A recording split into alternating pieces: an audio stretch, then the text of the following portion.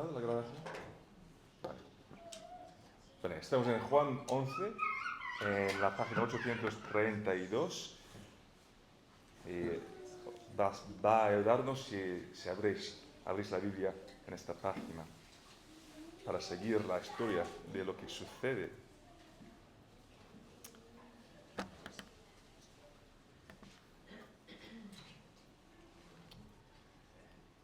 Apenas pasa un solo día sin que alguna imagen espantosa de sufrimiento humano llene nuestras pantallas de televisión.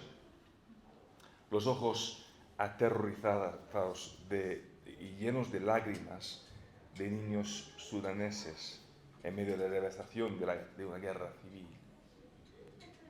Los vientres hinchados de quienes padecen hambre. El rostro ensangrentado y lloroso de otra viuda palestina más.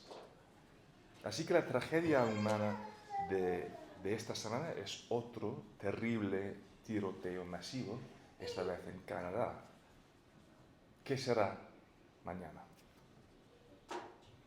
Y si la inhumanidad del ser humano hacia el ser humano ya parece increíble, ¿qué decir entonces de los llamados desastres naturales? ¿Cuántas vidas perdidas y cuántas lágrimas derramadas en los tsunamis, terremotos, huracanes y corrimientos de tierra del mundo? No hay ningún asunto más profundamente perturbador que la cuestión del mal, el sufrimiento y la muerte en nuestro mundo. Y para algunas personas parece un obstáculo insalvable para creer en Dios.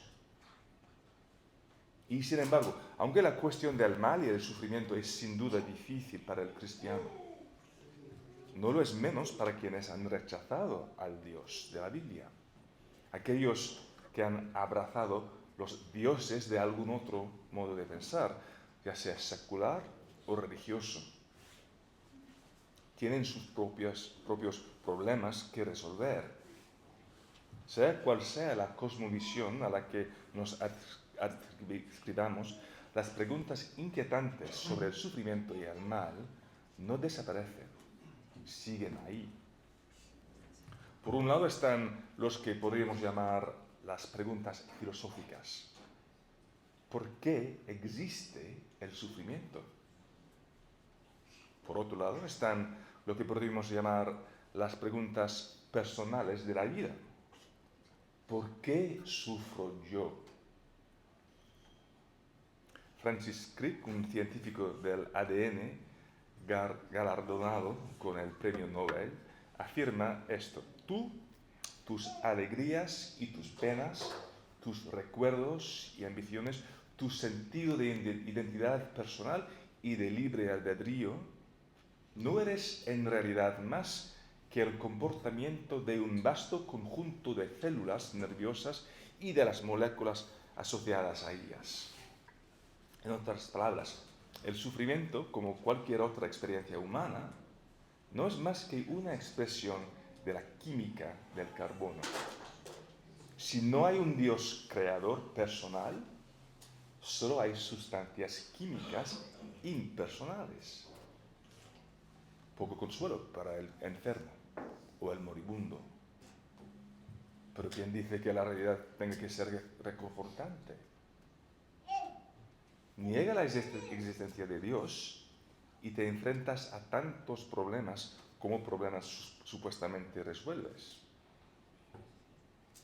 Es una realidad con la que luchan los personajes principales de una película llamada The Quarrel, La Disputa en castellano. La película sigue la amistad y la disputa entre un rabino y un judío secular.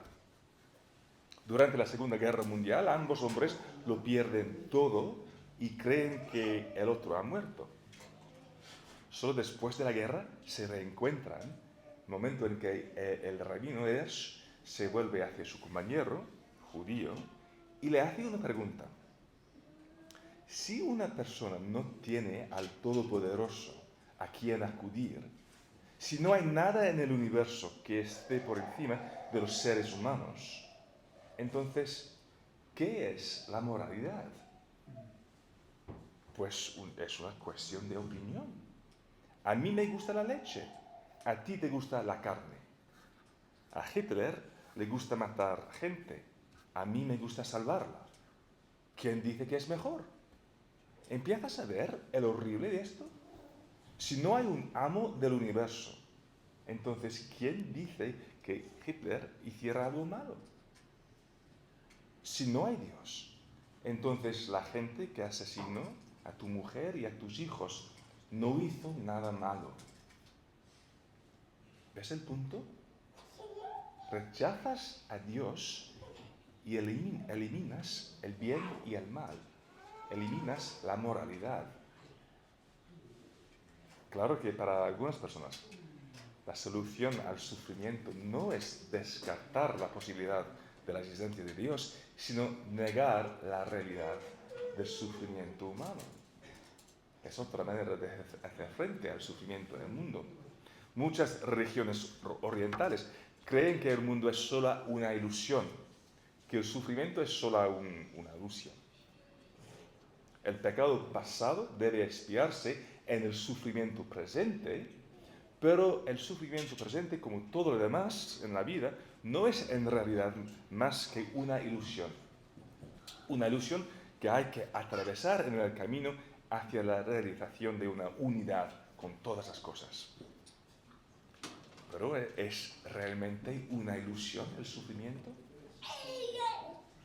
No son nada las lágrimas de una mujer, de una madre, por la pérdida de su hijo. Está engañado el marido que sufre profundamente por la pérdida de su esposa. Pierde el tiempo la hija que llora junto a la tumba de su madre. Si niegas la existencia de Dios y niegas la realidad del sufrimiento, te enfrentas a tantos problemas como problemas supuestamente resuelves. Entonces, ¿qué hay de Jesús? ¿Hay de verdad respuestas que encontrar en la enseñanza de este hombre? Bueno, la verdad es que tampoco aquí hay respuestas fáciles. Y aunque hay respuestas, sí, siguen quedando muchas preguntas. Un filósofo y teólogo, Nicolas Wolterstorff, reflexionando sobre la pérdida de su hijo en un accidente de escalada, lo expresó así: he leído los escritos que pretenden justificar los caminos de Dios ante el ser humano. No me resultan convincentes. A la pregunta más angustiosa que he hecho jamás, no conozco la respuesta. No sé por qué Dios lo vio caer. No sé por qué Dios me vio herido. Ni siquiera puedo imaginar. Mi herida es una pregunta sin respuesta. Las heridas de toda la humanidad son una pregunta sin respuesta. Pero las respuestas de la fe cristiana no son una serie de proposiciones abstractas ni casillas que marcar, sino una persona. La respuesta es el Dios hombre Jesucristo, el varón de dolores, familiarizado con el sufrimiento. Hace unos años leí el libro Noche de Elie Wiesel. Es un relato sobrecogedor de sus experiencias de infancia en los campos de exterminio de Auschwitz y Buchenwald. El autor del prólogo cuenta la ocasión en la que conoció por primera vez a Elie Wiesel y escuchó de sus propios labios su terrible historia. Escribió: y yo, que creo que Dios es amor, ¿qué respuesta podía dar a mi joven interlocutor, cuyos ojos oscuros aún conservaban el reflejo de una tristeza angélica? ¿Qué le dije? Le hablé de aquel otro israelí, su hermano, que quizás se le parecía, el crucificado, cuya cruz ha conquistado el mundo. Afirmé que el obstáculo para su fe era la piedra angular de la mía y que la correspondencia entre la cruz y el sufrimiento de los hombres era, a mis ojos, la clave de ese misterio impenetrable sobre el que había naufragado la fe de su infancia.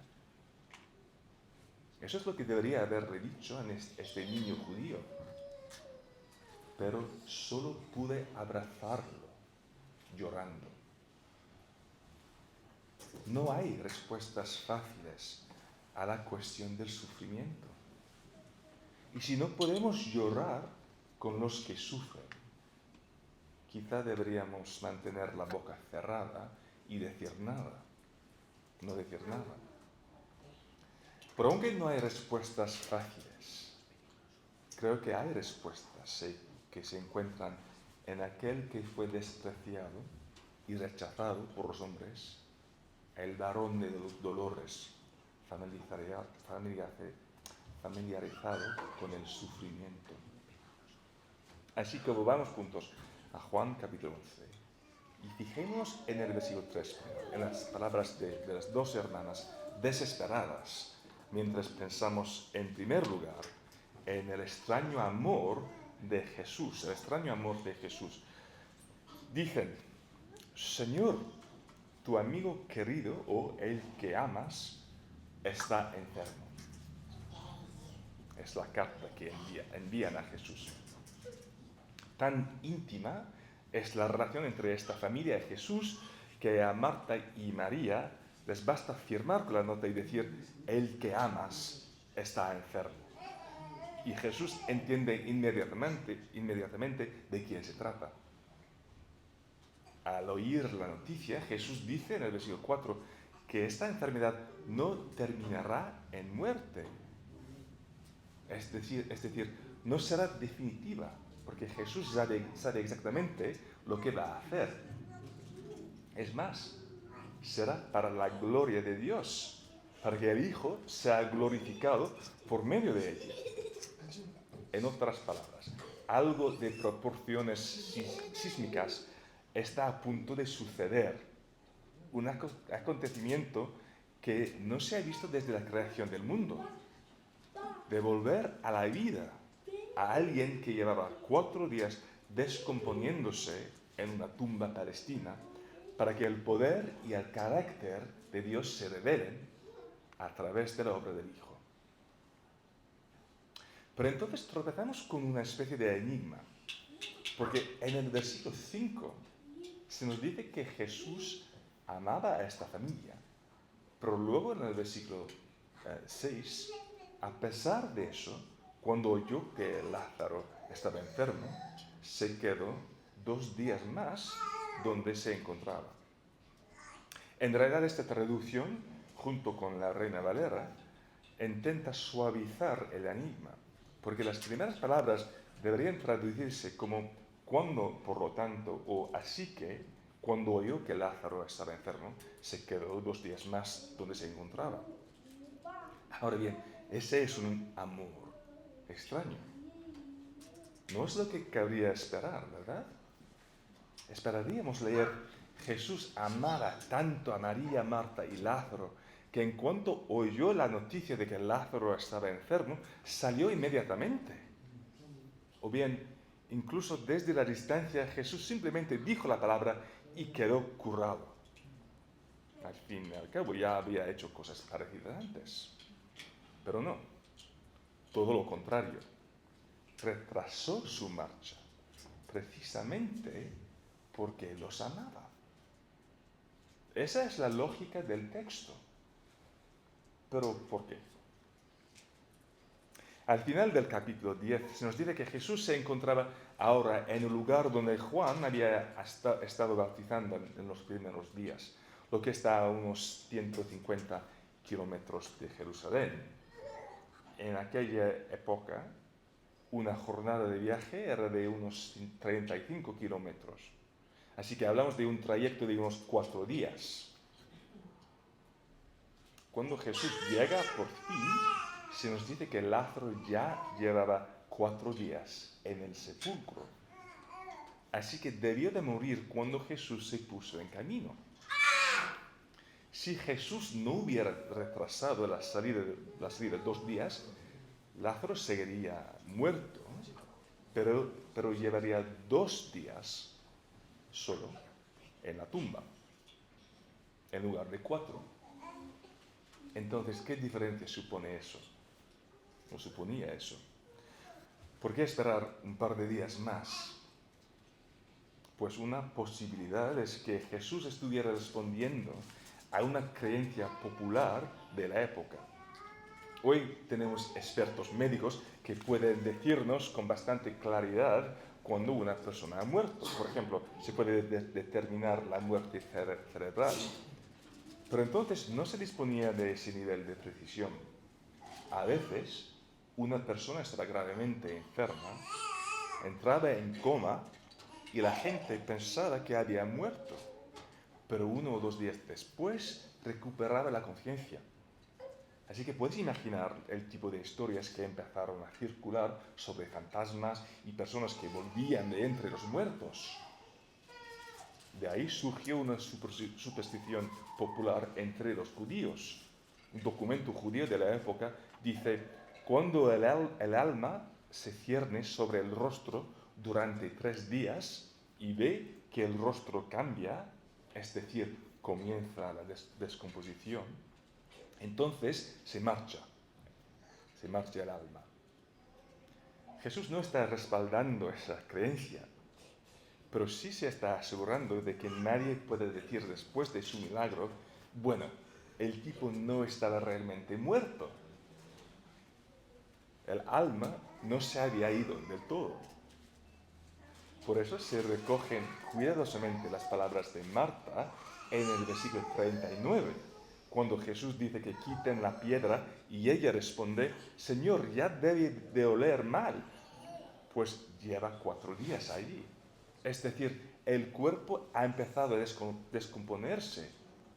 ¿Qué crees que puedes hacer a estas alturas, Señor? El alma de mi hermano se fue hace tiempo. Puede parecernos una forma muy extraña de mostrar amor a alguien, retrasarse ante la necesidad. Pero eso es precisamente lo que hace Jesús. Jesús no está siendo insensible. El hecho mismo de que vaya, teniendo en cuenta la situación política mencionada en el versículo 8, donde la gente está dispuesta a matarlo, eso demuestra cuánto le importa. Pero hay que admitir que desde el punto de vista de las hermanas es muy difícil de asumir. Habrían hecho los cálculos y estimado cuánto tiempo tardaría y llega tarde. Así que podemos entender la reacción de Marta en el versículo 21, cuando sale al encuentro de Jesús, con las palabras: Señor, si hubieras estado aquí, mi hermano no habría muerto. ¿Percibes el dolor en esas palabras? Dolor y decepción. La única persona en el mundo que podía haber marcado la diferencia no lo hizo. No es difícil imaginar los pensamientos que se le agolpaban en la cabeza mientras esperaba. Seguro que vendrá. Se preocupa por el sufrimiento, ¿verdad? ¿No curó al paralítico? Sin ni siquiera verlo, curó al hijo del centurión y apenas lo conocía. Pero Lázaro es más como un hermano para él que un amigo. ¿No come Jesús con nosotros? ¿No somos como su familia? En cuanto oiga que Lázaro está enfermo, estará aquí en un abrir y cerrar de ojos. Pero no vino. Jesús no estuvo ahí. Lázaro simplemente empeoró. Ella miraba por la ventana y Jesús no aparecía. Lázaro entraba y salía de la conciencia, pero el golpe en la puerta nunca llegó. ni para ayudar, ni para curar, ni siquiera para enterrar. Y ahora, 4 días después, aparece. El cuerpo está enterrado y Marta está herida de corazón. Y esas son palabras que se han repetido miles de veces junto a tumbas de todo el mundo. Si hubieras estado aquí, mi hermano no habría muerto. Si al menos hubieras hecho tu parte, Dios, mi marido seguiría aquí. Si al menos hubieras escuchado mi oración, Dios, mis brazos no estarían vacíos. No es cuando nos enfrentamos a la muerte, cuando nuestra visión de Dios se ve cuestionada y con ella nuestra fe. Pero, ¿por qué interpretamos la presencia de la muerte como la ausencia de Dios? ¿Por qué pensamos que si el cuerpo no ha sido sanado, entonces Dios no está cerca? ¿Es la sanidad la única forma en que Dios demuestra su cuidado? A veces lo creemos así. El resultado es que cuando Dios no responde a nuestras oraciones de sanidad, nos enfadamos y nos llenamos de resentimiento. Pero, ¿y si Dios va a demostrar su cuidado de otras maneras? Como vemos que ocurre aquí. ¿Y si se quita algo para poder dar algo aún más valioso? Si Dios trabaja con un calendario distinto al nuestro y con un conjunto diferente de prioridades, quizás seamos más sabios si frenamos a la hora de repartir culpas. Desde luego, a posteriori, podemos ver cómo se manifiesta su amor en este caso. Porque con este milagro no solo da esperanza a estas personas de que la muerte no es el final para todos los que confían en Él, sino a cualquiera que lea estas palabras. Esa es la marca de su amor. No dejarnos en este mundo de muerte sin ninguna esperanza ni certeza de vida más allá de la tumba. Eso coloca la muerte y el sufrimiento en una nueva perspectiva. Por eso, el extraño amor de Jesús. Y luego, en segundo lugar, llegamos a la extraña afirmación de Jesús. Fíjate en lo que hace Jesús, versículos 17 al 22. A su llegada, Jesús se encontró con que Lázaro llevaba ya 4 días en el sepulcro. Betania estaba cerca de Jerusalén, como a 3 kilómetros de distancia, y muchos judíos habían ido a casa de Marta y de María a darles el pésame por la muerte de su hermano.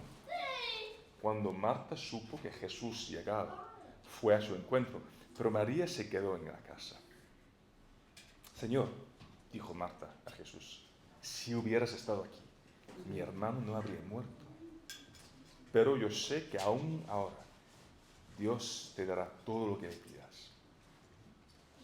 Y entonces llegamos al corazón de esta historia, a una de las afirmaciones más asombrosas que Jesús hizo jamás.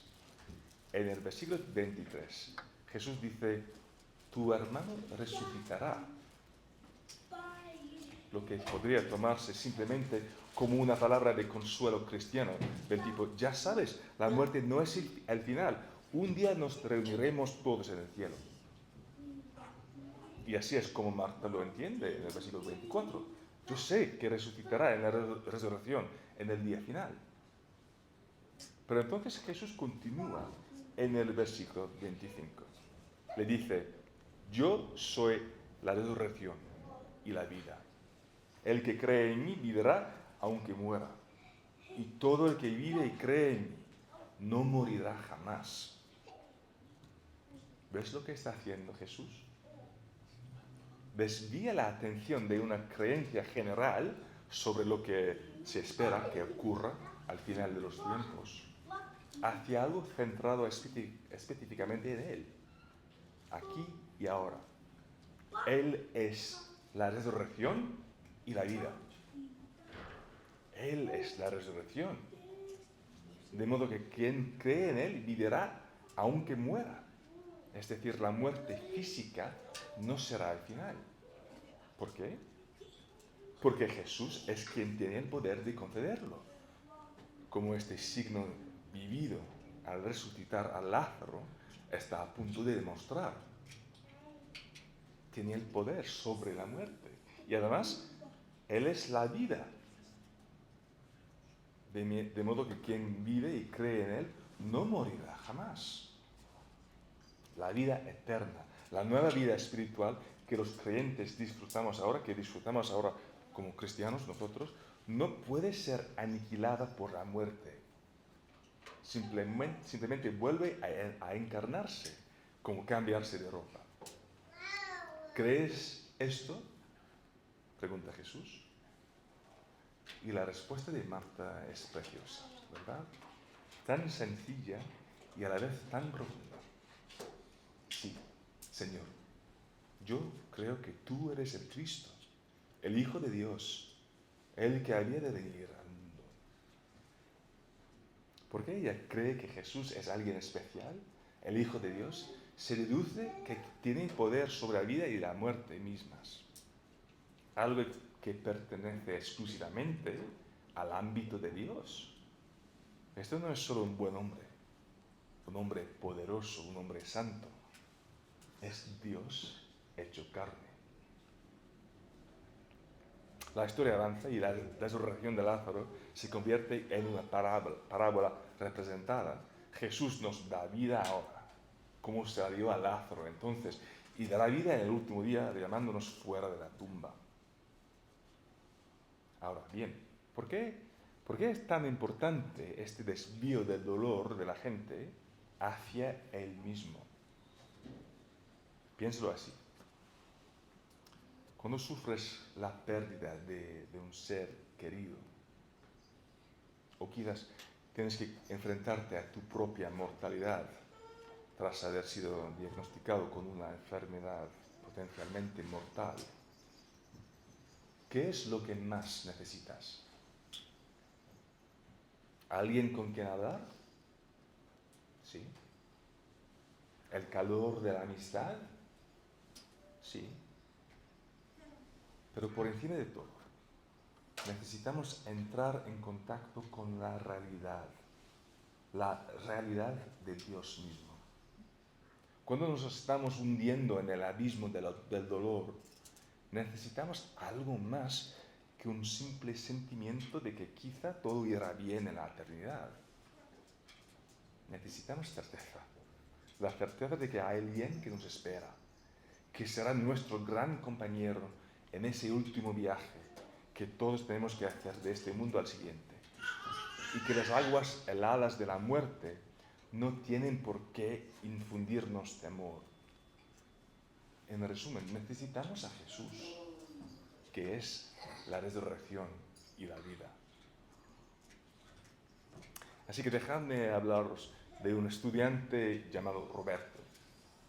Venía de un hogar difícil. La vida nunca había sido fácil para él.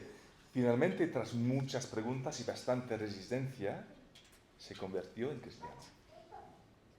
Y casi de inmediato le diagnosticaron un cáncer que se extendió por su cuerpo con una rapidez vertiginosa. Sus amigos cristianos de la universidad tenían pánico de ir a verlo. No era tanto su estado lo que les angustiaba, sino el tipo de preguntas que podría hacerles y para las que sentían no tener respuesta. Se imaginaban que diría: ¿por qué Dios no me da un respiro? Déjame disfrutar un poco de esta nueva vida cristiana en la que acabo de entrar. Pero cuando lo vieron, tendido en su cama de hospital, se quedaron asombrados. No le interesaban en absoluto las grandes preguntas del tipo ¿por qué yo? Lo único que quería era que sus amigos le leyeran fragmentos de Juan 11. De ahí sacaba su consuelo, recitando las palabras de Jesús: yo soy la resurrección y la vida. Luego murió, o mejor dicho, empezó a vivir. Para Roberto no fue tanto un marcharse de, sino ir hacia. Un reencuentro con Jesús, con el Jesús en quien había puesto su confianza apenas unas semanas antes. Ya ves, cuando estamos al borde de la eternidad, lo que necesitamos es a Dios. Nada menos que eso sirve. ¿Y qué Dios tenemos? Tal como lo vemos en el rostro del Señor Jesucristo, cuando en tercer lugar esta mañana llegamos a la extraña ira de Jesús. Esto encontramos en los versículos 28 al 37. Ahora tenemos que intentar imaginarnos la escena. A diferencia de mi cultura, en la que mostrar demasiada emoción simplemente no es muy británico, aquella sociedad tenía ese tipo de reparos. No tenía ese tipo de reparos. De ahí todas esas referencias al luto y al llanto. De hecho, va más allá. Era una auténtica explosión de emoción, con lamentos, plañideras profesionales y todo lo demás. Pero cuando Jesús ve todo esto, leemos en el versículo 33, Jesús se turbó y se conmovió profundamente. Y luego más adelante Jesús lloró. La descripción más breve de Jesús en toda la Biblia. De hecho, esa traducción en el versículo 33 es bastante débil. Lo que debería decir es esto: se indignó profundamente, se turbó y lloró. Estaba revuelto por la ira. Ahora bien, ¿por qué? No podía ser el tipo de dolor o de ira que nosotros sentimos en un funeral, la ira de la pérdida, porque Jesús sabía lo que iba a hacer. Entonces, ¿por qué enfadarse por eso? ¿Por qué llorar por eso? La respuesta parece clara. Está enfadado con la muerte misma. Mira a los ojos de María y los demás judíos y ve la pérdida y el dolor que provoca. Al entrar en el mundo de su Padre, como hijo de Dios, no encontró el orden, la belleza y la armonía de la creación original de su Padre, sino un desorden fracturado, una fealdad cruda y un caos total. Por todas partes, el aborto de un mundo que ha salido terriblemente mal a causa del pecado. De pie junto a la tumba, aquella tumba, se encontró cara a cara con una muerte que simbolizaba la acumulación de todo el mal, toda la tristeza, todo el sufrimiento y la desesperación que la infección moral del pecado deja a su paso. Y se indignó. Pero no es una ira dura y despiadada, es una ira compasiva, porque también llora. No hay absolutamente nada maravilloso en la muerte. La muerte es repugnante y siempre es un recordatorio punzante del precio que se paga por nuestro orgullo y nuestra rebelión contra nuestro Creador. Hace llorar a Dios y también debería hacernos llorar a nosotros. Nunca pienses que Dios permanece impasible ante la muerte, no es así. El Dios de la fe cristiana no es una especie de supercientífico cósmico, clínicamente distante, observando un experimento interesante. No es como algunas estatuas de Buda sonriendo benignamente a todo lo que ven, porque Él lo ha visto todo de primera mano, a través de los ojos de su Hijo, cuando estaba de pie junto a aquella tumba. Oyó los lamentos, olió el olor de la carne en decomposición y vio la expresión de desesperanza en el rostro de la pobre María. Pero aunque un Dios que simplemente observa nuestra situación y empatiza con nuestro sufrimiento puede ser digno de nuestra admiración, no sería digno de nuestra adoración, porque solo un Dios que actúa frente al sufrimiento merece eso. Y eso es exactamente lo que hace Jesús, como veremos dentro de un par de semanas. Esa enorme cuestión del sufrimiento y del mal no tiene respuestas fáciles ni simplistas. Pero Jesús mismo es, en última instancia, la respuesta a todo sufrimiento cuando dice: yo soy la resurrección y la vida. El que cree en mí vivirá, aunque muera. Y todo el que vive y cree en mí no morirá jamás. Ese es un mensaje que lleva esperanza a un mundo que sufre. Oremos. Señor Jesús, venimos a ti tal como estamos, con dolor, con dudas y con preguntas sin respuesta. Gracias porque tú no miras nuestro sufrimiento desde lejos, sino que entras en él y lloras con nosotros. Gracias porque incluso cuando la muerte parece tener la última palabra, tú sigues siendo la resurrección y la vida. Ayúdanos a confiar en ti cuando no entendemos, a apoyarnos en ti cuando nos sentimos débiles y a vivir hoy con la esperanza que tú nos das. Pon paz en nuestros corazones, sostén a los que están pasando por momentos difíciles y recuérdanos que nuestra vida está segura en tus manos.